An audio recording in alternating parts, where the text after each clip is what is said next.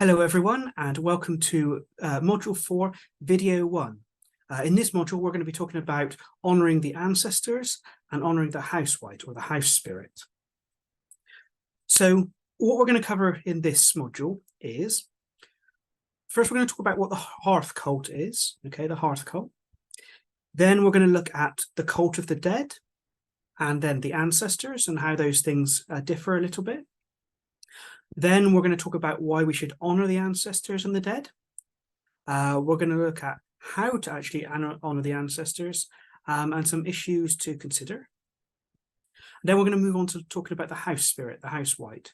So we're going to look at where the house spirits come from, why we should honour the house spirits, and how to honour the house spirits. Okay, so let's start by talking a bit about the hearth cult.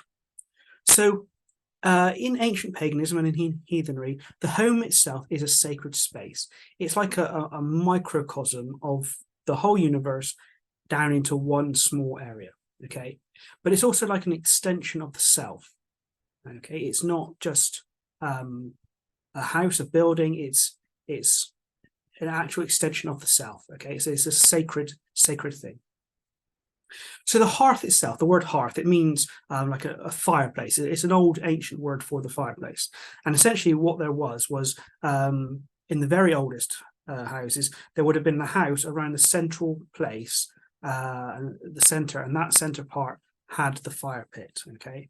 And this is where most of the household tasks are involved. So you do cooking on there, you'd use it for lighting, you would make medicine on there, obviously you'd have it for heating, where you boil water to make sure it's safe. In the evenings, people would gather around it and they tell stories and spend time together. It's also, though, where household worship and divination would be carried out, okay, around the hearth fire. Now, when we talk about the hearth cult, what we're talking about is the household worship, basically. It's the name for household worship practices. And each household they have their own special group of spirits, okay? So each household will perhaps have different spirits. You and your neighbour might not be worshipping the same spirits, but you'd have the ones that are specific to your household. And the family members, usually the head of the household, etc., would be the priest, or the lady of the household would be the priest for those particular spirits. Well, we say priest in exclamation marks. They will run their personal rituals. So if you remember when we talked about Tacitus in the last module, we talked about when the account of divination, where it said either the priest or the head of the community if it's a whole community, or the head of the household if it's just for a household, when they were doing divination using the symbols, which may or may not be the runes, it would be that person who would do it. So it's almost like a family is a small temple, isn't it? And you've got temple priests. So whether that's the father of the household, the mother of the household, it depends on how the household is set up. You would have certain people taking on a more priestly role for these particular spirits that are unique to that household. And these spirits, they can include the ancestors, they can include the particular house spirit or spirits, they can include the mothers or the disir, which we're going to talk about next time, particular gods, particularly land spirits, all sorts of people like that, okay? So these are the unique makeup of the particular spirits that you as a household worship are your household cult. It's not going to be exactly the same as everybody else, because you'll have different ancestors and you'll have the particular house spirit linked to your particular house, things like that. It can also include spirits of the land, if you own some land. And it doesn't have to be practiced at home, although it primarily is practiced at home, but it can be practiced at a grave mound, or if you've got a sacred tree, particularly if it's a sacred tree on your land, or if you've made your altar outdoors, that's also the place where a hearth cult can be continued on. And the hearth is the place where a person first learns our religion. They first learn personally and in the home how to worship the spirits and the gods and who to worship. And in the past, these spirits were often believed to reside in either the hearth or more recently the oven or the fireplace. And in many Indo-European pagan religions, whether it's the Romans, the Vedic religions of India, the Persian religions, the Greek religion, the Celtic religions, the fire of the hearth is seen as either a god or a goddess. So it could be Brigid, Vesta, or Hestia, Agni, and so on. Okay, so the hearth and the fireplace is a really important point, and that's where a lot of our worship will be focused, okay, particularly when it comes to the home spirits. Now, not everybody nowadays has an open fireplace like this, or is able to put a fire in the middle of the house, the exact center point, because that's not practical. So we need to update it, obviously, for our times, with things like the boilers or the oven or something like that, or even a fire on your actual altar itself, can all be part of this this central place for the hearth cult. Okay, so let's go on to talk about ancestor veneration and the cult of the dead. So we'll begin with the cult of the dead. So what is this? Well, if you think about the ancestors, what are they? They're usually thought of as your close relationships or your close relatives, okay? Often they're people you knew in life and then they've passed on now. Whereas the cult of the dead is a bit more communal. It's other deceased spirits that you aren't really related to. Sometimes there may be a link, but on the whole, it's more of the bigger community spirits, okay? Now, there's actually little evidence of honouring personal ancestors in heathen records. We're going to go over some of the evidence, but there's not very much. But what we can find lots of evidence for is honouring the community ancestors. Things like kings, things like heroes, those in the grave mounds, the ancestors of the place. These are the dead, okay? Those that we refer to as the dead. Okay, so we've got people like King Halfdan, King Olaf, the elf of Gjerstad, and King Halfdan, in fact, they end up in burial mounds and then they're worshipped after their death. Even though people like King Olaf said, no, don't worship me after my death, but then he did get worshipped. King Gunmundur, Barder of Snowfellsas, he's called the god of the mountain because it was believed that he went into the mountain after he died and lived there, and then people would worship at that mountain. We also have Yngvi Freyr, or a lot of people know him Freyr. So the story in Ynglinga Saga says that after he died, he was a king, they say, and then he died. This is according to Snorri, okay, so a Christian view of things. But he died, and then people, they've made a hole in his grave mound, and people would pour silver and gold into the mound as a type of honouring of for him. So clearly there was an honouring of the dead there. Again, in the Gete Kur, it talks about it. There's feasting at burial sites, so we find a lot of archaeological evidence of people feasting at a burial site. Sometimes that's over time, so it's not just at the point where they're having a funeral, but it's after that as well, at later dates. And often if they're doing it at the funeral itself, they put the stuff inside the grave with them. And interestingly, there's the Gulatingaslagen, around about 1000 CE. This law banned any cult practices at mounds. So clearly there was something going on at the mounds. If they hadn't, then there wouldn't have been this law needed. So here we got, again, more evidence. So we've got textual evidence and we've got legal evidence and we've got archaeological evidence showing that particularly for the cult of the dead, the burial mounds and things, there's a lot of evidence for that. So some people have argued, like Joshua Rood, that people created relationships with the dead who had some sort of influence over the living. So it wasn't just any dead that they were honoring here. It was those who they believe have a relationship or an influence over the living. And it's primarily about negotiating with those dead who are believed to be responsible for the well-being of the land that they're buried on. Okay, so this could be, for instance, a farmer who gets some land and then he dies, and because he's the first person to die on that land, he may be seen as the guardian spirit of that land then. And so the family down the generations will maybe honor him, or even new people who buy the land may honor him at his grave because they believe he is one who can bring fertility and prosperity to that grave. Or maybe it's a king, like, for instance, King Olaf or King Halfdan or anyone, who their reigns are seen as reigns of prosperity and peace. And so because of that, they are believed that after they die, they can bring those things continually to the community. And also Ingvi Freyr as well. So they bring fertility to the land and peace to the community and stuff. And so they continue to be honored. Okay, but also they can be honored for other things, so or worshipped for other things. So, for example, to get wisdom.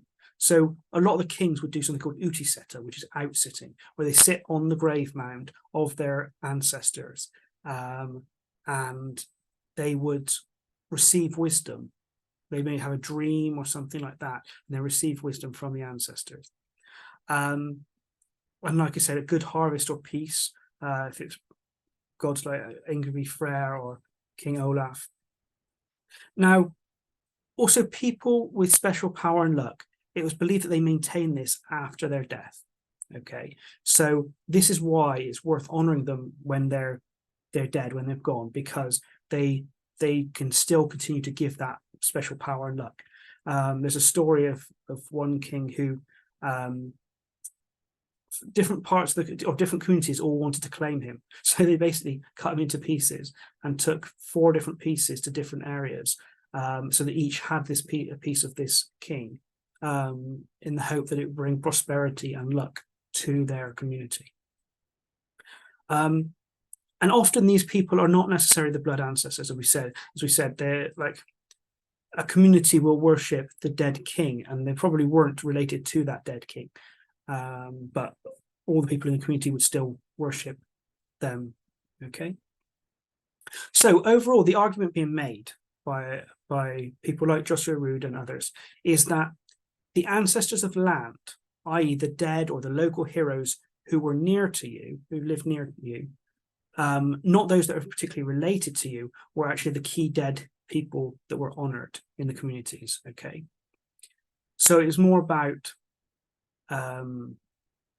not your close blood ancestors and relatives, but the community's heroes and ancestors. The dead were also feared as well. Okay, so there are also lots of examples of practices to keep the dead in the grave. Things like, they're all like a magical practitioner, they'd often put a rock on top of them to stop them being able to rise up from the dead, or people who died violently or too early or anything like that, who might be thought to want to come back, they would find ways to stop them doing that. Okay, so the dead can be good, but they can also be bad. Okay, so now let's actually turn to the ancestors themselves. Now, we do find archaeologically burned animal and plant remains and bits of drinking glasses in cremation urns. This suggests that food and drink has been given to the dead during cremation. So probably if they were on a funeral pyre, they would put these animals and plants and drinking glasses and things on the fire with the dead body, and then later all the cremation bits would be put together in the urn. Artroff Volume 1, Heathen History, which we talked about in the very first module, it said, in the Stone Age, some passage graves show a build-up of broken pots before the entrance, deposited over many generations. So this is suggesting that it's not just a one-off at the funeral that they're using or they're giving offerings, but over time, at the entrance to grave mounds, They are, and Pasha's graves are like a big grave mound. They are depositing broken pots and things, either with offerings in, or they're having parties there and honouring the ancestors at that place. Okay, so that's showing, and this is obviously the Stone Age. So this is not the Viking Age. This is long before that, but it still shows that this is a practice that was going on, and probably may well have continued long into the Viking Age. Who knows? Landnamabok, you've got Thorstein's grandfather, and it says he was worshipped when he was dead because he was well liked. Okay, so this is saying it's not just kings and stuff that are worshipped. It's also people that, in this case, a grandfather of somebody is worshipped because he's well liked. So if it could be the family that's worshipping them, friends that are worshipping him, etc.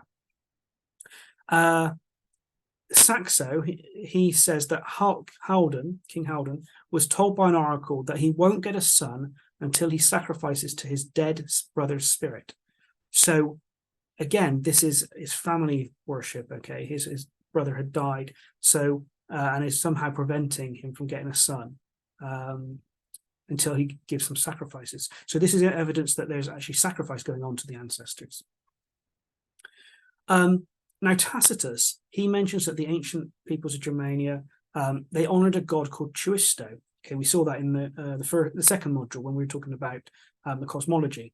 So you had Chuisto, and then Manus, and then Ingevons and Herminones and stuff. And so Chuisto was seen as like the first ancestor of their tribes, because all the tribes, they are descended from Manus and then from Chuisto. Okay, so that's another, they almost saw the gods as ancestors. Okay. Now, Boniface, Saint Boniface, one of the Christian missionaries, he attacks the Franks for practicing sacrifices to the dead. So the Franks, when they were originally pagans, they were practicing sacrifices to the dead. And the Indiculus Superstitionum et Paganiarum condemns sacrilege at the tombs of the dead. So what would this be? Well, it's almost certainly there's some sort of offerings and feasts and things going on. Okay, so we've got church leaders condemning that. We've also got church leaders condemning burning grain at a place where a man is dead. This is in the Anglo-Saxons. So we can see whether it's archaeological evidence, whether it's Christians, whether it's Romans, textual evidence, all that is saying that there was some sort of sacrifices going on to the dead. Okay.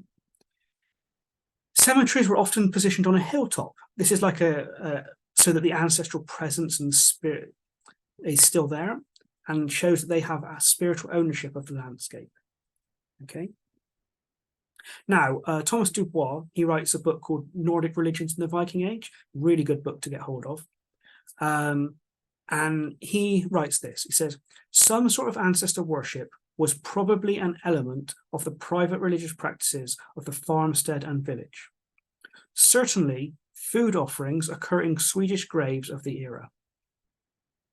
Norwegian pagans insisted that King Hakon drink toasts to their kinsmen who lay in barrows. Sacred Mountain and other ancestor worship customs among the Sami, Finns, and Scandinavians remained of great importance throughout the Nordic region during this era. So there we've got a historian talking about the fact that there was ancestor worship as well. Now, some more evidence on this. So there is reason to believe that the Disir and the Alfar, or the elves, and these are beings we're going to talk about next time, or next module, were or included noble ancestors, and both were worshipped. So the Disir and the Alfar were worshipped, and they probably included noble ancestors. Okay. There was a sacrifice called Alphablot, which is the sacrifice to the elves, or the Alfar. And it may have been a household sacrifice to the dead. It was certainly done in the household. Okay. In the saga of Hakon the Good, it says, they drank to the memory of friends and those who had departed. Now, frenda here doesn't just mean friends. It can also mean relatives. Okay. So they're drinking basically to the memory of loved ones that they knew, probably the recent dead, but that can include both friends and family. Okay, but certainly it's friends and probably family as well. The 6th century Procopius, he wrote De Bellis, and in books 5 to 7 he says, "Such is life for the barbarians, but the other Thulian folk are not much different from other peoples. They worship lots of gods and spirits that dwell in waters, springs, and rivers. They sacrifice to their ancestors." Okay, now this quote in particular is from Chilsholm's Grove and Gallows Greek and Latin sources for Germanic heathenism. Okay, and originally comes from a book, Monumenta Germanae Historica. I have not seen and checked this source. I've got this from a secondary source. So I cannot verify that this is the source, that this is a correct writing and a correct source. However, it seems to me that it probably is, and I've included it here. If you want to go and try and check that out, that's fine. I believe the book, the Monumenta Germanae Historica, is only in a couple of libraries in America, so you would need to get it from there to double check that. But certainly, it looks like it is genuine. Okay. And Havamol 72 says, "Seldom do memorial stones stand by the wayside unless one kinsman raises them for another." So again, this is suggesting that you're not going to get memorial stones unless someone in your family raises them. And if this was a practice that was carried out, so clearly this is honouring dead family members. So it's another piece of evidence that suggests family members being honoured when they died was important. Okay, so let's talk about who the ancestors are. Okay, so there's lots of different ways of dividing them up, but I tend to divide them up into 3 major groups, and then you can add in a couple of others as well. But different religions and different groups will divide them differently. Okay, so the first ones are the ancestors of blood. So these are the ancestors that are directly related to you. They will be fathers, mothers, grandmothers, grandfathers, and so on back through time for both you and if you have a partner, for your partner. So in your household cult, it's those ancestors are the ancestors of blood. Then you've got the ancestors of spirit or tradition or culture or heart. These are, if you follow a particular tradition, they, like heathenry, for instance, these are the ancestors of that tradition. If you're a Buddhist, it would be the great lamas and Buddhist teachers back through time, and any other teachers as well. Okay, basically it's people that are not related to you but have had a significant influence on your life. Okay, it could even be like teachers in school and stuff. There's the mighty dead. Now those are thought of as very powerful beings that are dead. Okay, you've got ancient heathens, as I said. You've got cultural heroes or great people. So it could be, for instance, scientists. So let's say Albert Einstein or Edward Jenner, who came up with the vaccinations, or let's think, Hippocrates, the father of medicine, the Greek father of medicine. Basically, great people or heroes, or maybe even politicians. So I don't know, Winston Churchill, who helped to win the Second World War. People like that. So it's people that you think of as really great, that you want to honor because they've done something really great in their life that's directly helped your community or your society or even you yourself. It could also be a person you share affinity with. So if you're LGBT, then it might be someone that's been really important in that community and has passed on. It could be someone who's really important in your profession. Or it could just simply be friends or those who had some sort of emotional impact on you. Okay, so these are people. I would include them actually within the cult of the dead as well. But they are people who are heroes to you or your community, okay, but are not related to you. Then you've got ancestors of place. So this is the specific ancestors who lived in the place you live, okay, or on the same land, or they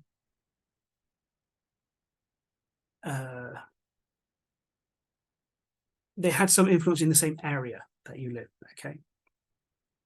And often they still are considered to have influence over the place where you live, all right? Particularly if they're a very successful and prosperous ruler or something, then they can bring that to the land. So yeah, so it's important to know who these people might be, okay, when you're honoring them. And as I said, it can cross over with number 2 as well above, so they can be ancestors of culture, particularly, maybe. So those are like the 3 main groups of ancestors. But then I would say consider some of these other things. So there's a concept in the Chinese called the hungry dead, and this is very similar to the Norse idea of the Draugr. They're basically restless spirits who try to come back. There could be people that have not had proper funerary rites, so maybe they just haven't had funerals, or maybe they've died in some horrible way, like suicide or an accident, or very young or something like that. People who you might think their spirits are restless because they haven't had a peaceful end. They haven't been honored properly as the dead and things like that. So the key thing with them, okay, is you just pray for their peace if you've got them nearby. And people would do sort of magical protective things to keep themselves safe from that group of the dead. Then you could think about extending ancestors back even further. Think about evolution. You've got all life comes from originally from bacteria, and then plant ancestors, and animal ancestors, and even before that, stars. Stars have to die and spew out all their matter and stuff, which then coalesces into planets, and then life evolves from that and stuff. So essentially, we are stardust. So even stars, plants, and animals could be considered ancestors if you go back far enough. And then we've also got the Modru or Disir, which are like the mothers, basically, and the Alpha or the Alpha, the elves. So they can also be included as ancestors, and we'll talk more about them, as I said, in the next module. Okay, so why would we want to honor ancestors and the dead? Why? Well, firstly, it's human. If you look back through history, if you look across time, most cultures, they honored their ancestors, they honored the dead, they felt that they had important influence on the living, and also it just helps. It's like a natural thing that seems to arise out of us, that we want to honor those people who've died, particularly if they're family members. Okay. Now, they are also more likely to be interested in helping their descendants. Okay, so this is more talk about blood ancestors now. They're more likely to be interested in helping because essentially they're less busy. They want their family lines to continue, to prosper, to do well. Okay, they're more likely to be paying attention to us and are our first point of call usually. So when you're first asking for something, or the first spirits you want to build a relationship with, it tends to be the ancestors first, okay? Because they are the closest to us. They are the ones more likely to pay attention to us, more interested in how we're doing. If you think about the gods are interested in, well, they oversee whole communities and whole countries and things like that, and they've got their own agendas that they need to do, and they are not the omniscient, omnipresent, omnipotent gods like Christianity claims their God is. Okay, our gods are more limited. They can't be everywhere at once and hear everything at once and all that sort of stuff. Okay, they are powerful and wise, more powerful and wise than we are, in fact, but they're not everywhere at all times. So they may well be quite busy. Whereas your ancestors, they're going to be focused more on their few descendants, okay? Particularly as most people do not honor their ancestors so much now. if you start doing that, they're going to be particularly paying attention to you. Okay, so yeah, they're your first point of call. They're less busy. All right. They also know what it's like to be human. They've been human. They've gone through life. They know what it's like to be human, so they can empathize with us better and understand us better. They can provide us with a lot of different things. So they can provide us with guidance, maybe through dreams and things. They can provide us with luck, particularly if they were lucky themselves in life. They can provide healing, protection, prosperity, and blessings. Okay. So we pray to them, we honor them, and then they will provide things to us as well. They provide us with a sense of rootedness and identity. We know where we've come from when we know who our ancestors are. And we feel rooted because of that. I find that honoring ancestors helps us cope with the death of loved ones. So I had some family members and friends who died back about 10, 13 years ago, so now. And it was very hard to cope with that. But I found that by honoring them as ancestors, it actually helped me to cope with their deaths. Okay, so honoring ancestors is one way in which we can help to learn to deal with the fact that loved ones have passed on. Then there's also just respect and gratefulness. We should show respect to those who we are here because of them, basically. If it wasn't for our ancestors who struggled, who lived, who loved, etc., we just would not be here. So they deserve our gratefulness for that. Okay, and they have, even if they've indirectly influenced, or if it's our parents, they've directly influenced how we've been brought up. Okay, and so we owe respect back to them too.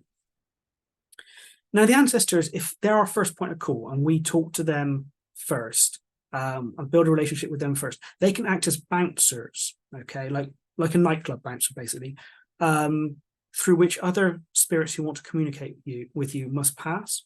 So they can make sure that spirits that are trying to communicate with you, only those that are have your best interests in mind are able to get through to you, or they can warn you if a spirit is not what it says it is. Okay, they can be almost like a protective barrier against bad spirits, because not all spirits are your friends. Some spirits want to trick you. Some spirits want to see what they can get out of you, and they're not really interested in helping you at all. So the ancestors can, because a lot of them will feel love and care for you, can act as these bouncers against those.